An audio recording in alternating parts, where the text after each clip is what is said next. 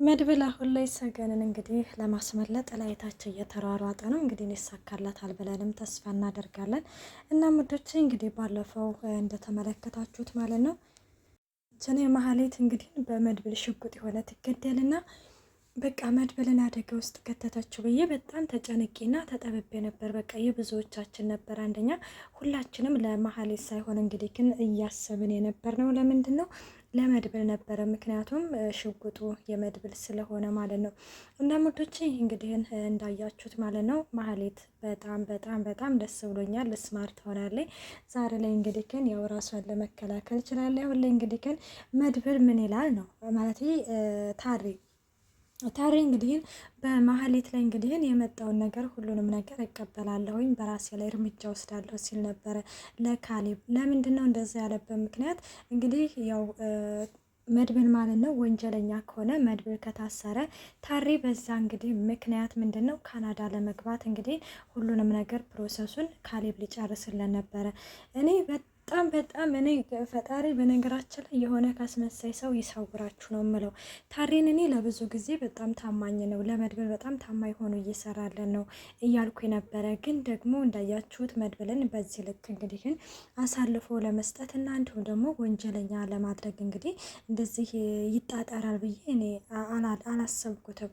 እና መሀሌትን እንግዲህ የሚገል ሰውዬ ቀጥሮ ማለት ነው ወደ መሀሌት ወዳለችበት ልኮ ነበረ። እንግዲህ እንዳጋጣሚ እንዳያችሁት መሀሌት እና ደግሞ ኤፍራታ ስልክ ተደዋውለው እያወሩ ነበረ እና በረስ እንኳኳ ኤፍራታ ጠብቂ ብላም እንግዲህ እንዳያችሁ ሽጉጡን ነበረ አስቀድሞ ሰውየው ማለት ነው የላከው ማለት ነው። እሷም እንዳያችሁት እጁን በማለት ሽጉጡን አስጥለዋለች እና በጣም ነው ደስ ያለኝ ማለት እንግዲህ መሀሌት በዛ ነገር በዛ በሽጉጥ እንግዲህ አንድ ነገር ብትደረግ አስቡት እንግዲህ ያው መድብል ነው ተጠያቂው።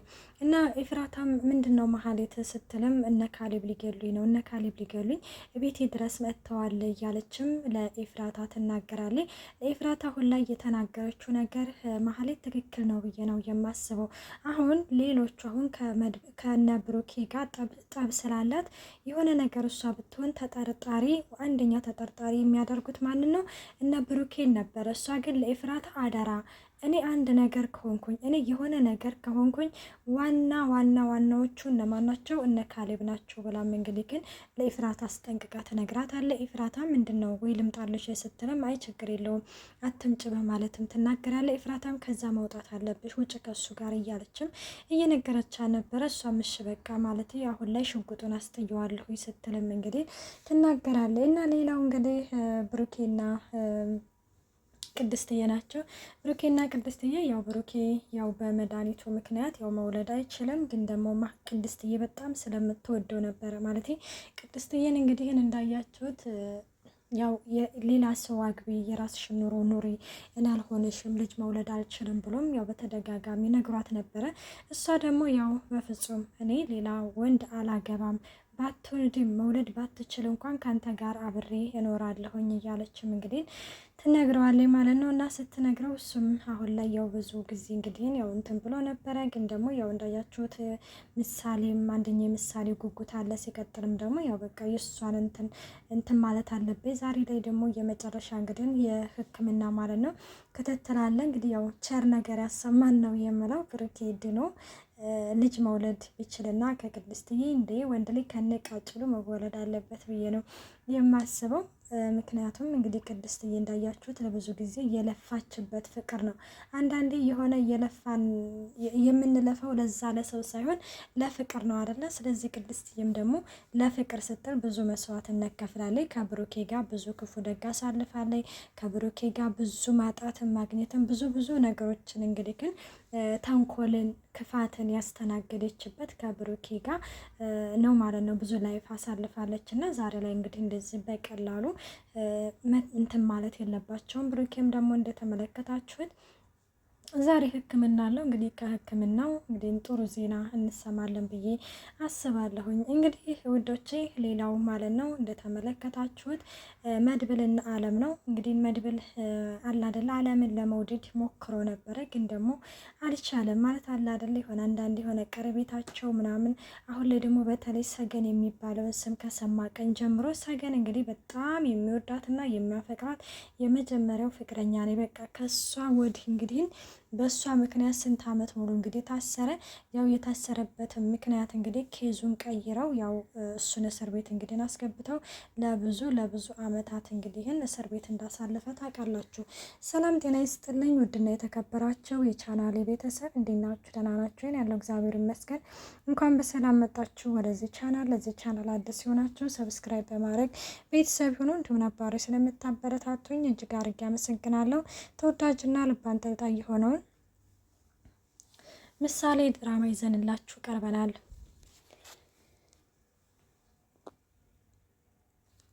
መድብልም በንጋታው ተነስቶ አማናዊ ላይ ብሎ ወደ ሳሎን ሄዶ ነበረ እና ወደ ሳሎን በሄደበት ጊዜ ላይ አለም ተቀምጣ ነበረ። የት ነበርክ? የት ያደርከው? በማለትም ወይኔ አለም ጭራሽ ገና ሳታገባው እንግዲህ ቁጥጥር እና እንደዛ ስትለው እንዴ ኧረ አማናዊ ላይ ኧረ እኔ ቤቴን ያደርኩት ሲልም እንግዲህ መድብልም ይመልስላታል እና ቆይ እስቲ ተነሺ እንደ ሴቶቹ ጉድ በይና ቁርስ ስሪ እስቲ በማለትም እንግዲህ ከነሱም ሲነግራት ማለት ነው ማለት ቅድስት ይቺ አለምን ማለት ነው ቁርስ ከሰራሁለት አገባኛለሁ ምናምን ስትለው ጉርጓር ነው ማገባሽ ይላታል። ቆይ መድብል ማለት በሰው ላይ ካልቀለክ በቃ እንትን ምንም ነገር አይሆንልህም ማለት ነው ስትለውም እንዴት አደ ኋላ ምን ልበልሽ ስትልም በቃ አገባሻለሁ እዛ ቤት ነው ማገባሽ ሲልም እንግዲህ ግን እየነገራት ነበረ እና እንደዛ ሲላት ማለት ነው ያው በቃ አሁን ለማንኛውም መውጣት አለብኝ ልውጣ ባል ከመፈለግሽ በፊት ቁርስ መስራት ተለማመጅ ሲልም እንግዲህ መድብልም ይነግራታል። ያው ወንዶች ታውቃላችሁ ወዳቸው ነገር ትላላችሁ እንግዲህ በጠዋት ተነስታ ገንፎውን በጠዋት ተነስታ ፍርፍሩን እንግዲህ ባፉ ማለት አለብሽ እያላት ነው ማለት ነው። እንግዲህ አለምዬ ያው የመድብልን እንግዲህን ጎኑን ወቂ ማለት ነው እና ወንድ ላይ ደካማ ጎናቸው ሆዳቸው ነው ይባላል እና አንዳንዴ ይቅርታ ግን ወንዶች ማለት ነው እና ወዶች እንግዲህ እንደዛ ምናምን ትለዋለች። ሌላው እንግዲህ ግን ደግሞ ቅድስትዬ እንዳያችሁት ባሏን ወደ ጓዳ ወደ ኪችን ማለት ነው አስገብታ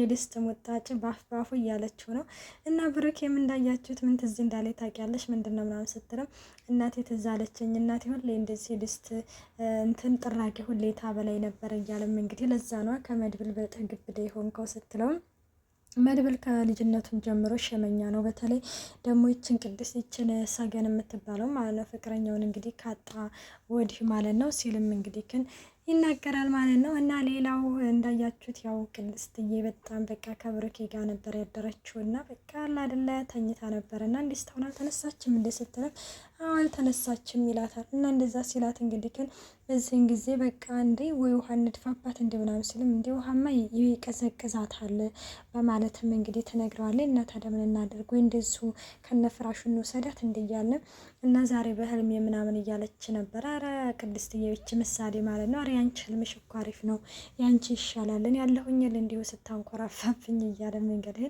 መድብልም እንደዛ ብሩኬ እንደዛ እየቀለደ ለምሳሌ ነግራታል። ምሳሌም ወይ እንደዛ ከሆነማ ተበድልሃል ስትለው ምን ተበድልሃል ነው ያልሽው ምናምን እያለችም እንግዲህ እንትን ስትልም ቅድስትዬ ብድግ ትላለች። ወይ በቃ ብሎ እንግዲህ እንስቲ ብሎ እንግዲህ ፈጣሪውን እያመሰገነ ነበረ። ተመስገን ከዛ ሁሉ ነገር ጉድ ያወጣኸኝ እያለም እንግዲህ ፈጣሪውን እያመሰገነና እያመሰጋገነ ነበረ ብሩኬ ማለት ነው። እውነት ነው በነገራችን ላይ እና በጣም የሚወዳትን እንግዲህን ፍቅረኛውን የሚወዳትን ልጁን እንግዲህን አስቡት ማለት ነው። እና ሌላው ያንን የድስት እንትን ሞጣጭ እያበላችሁ ባለበት ጊዜ ላይ እንግዲህን እና ማለት ስለ መድብል እንግዲህን እንዲሁም ደግሞ ስለ ሰገን አውርታ ማለት አንስታበት ነበረ ቅድስትዬ እና ያው ስለ ሰገን እንግዲህን ወዶች ያው እንዳያችሁት ማለት ነው ያው መድብል ማለት ነው በቃ ብዙ ሴቶችን ይቀርባል፣ ግን ደግሞ ከሰገንን የሚመጥኑ በቃ በሰገን አይን የሚገቡ የሉም እያለም እንግዲህ ይነግራታል። አለምን እኮ እወድሻለሁ እያላት ነው ሲል አለምንም ሞክሮ ነበረ ግን አይሆንም ሲልም ለምንድን አናጣምራቸውም በማለትም ትናገራለች። ከዚያ እንደዛ ስትል ቆይ ግን ቅድስትዬ ሌላውን ተይውና ማለት ነው ቆይ ግን አንቺ መውለድ ሳልችል ስቀር መውለድ አልችልም ግን ልታገቢ ነው በቃ ምናምን ስልም አዎ መውለድ ባትችልም ብትችልም እኔ ካንተ ጋር አብሬ ነው የምኖረው ስትልም እንግዲህ ግን ትናገራለች ማለት ነው። እና እንደዛ ስትናገረው እሱም ምናምን እሺ ትላለች። እሺ ይላታል ማለት ነው። እንግዲህ ያው የሰርጌ ቀን የተሰበርኩት ሰርጌ መቼ ነው? የሰርጌ ቀን ነው ቀን አምለው ሲልም እሱም ድል ባለ ሰርግ ነው የማገባሽ አብሽር ብሏታል። እንግዲህ ለሰርጋችሁ ያብቃን። ያሁኑ እንኳን ያው በጥንቃቄ እንደሚሆንና በጥንቃቄ እንደሚደረግ አንጠራጠርም። እና ውዶቼ እንግዲህ ምሳሌ ድራማ ይሄን ይመስል ነበር። ቀጣይ ያለው በቀጣይ ፓርት እስከምንገናኝ መልካም ቆይታ። አስተያየታችሁን በኮሜንት አስቀምጡልኝ።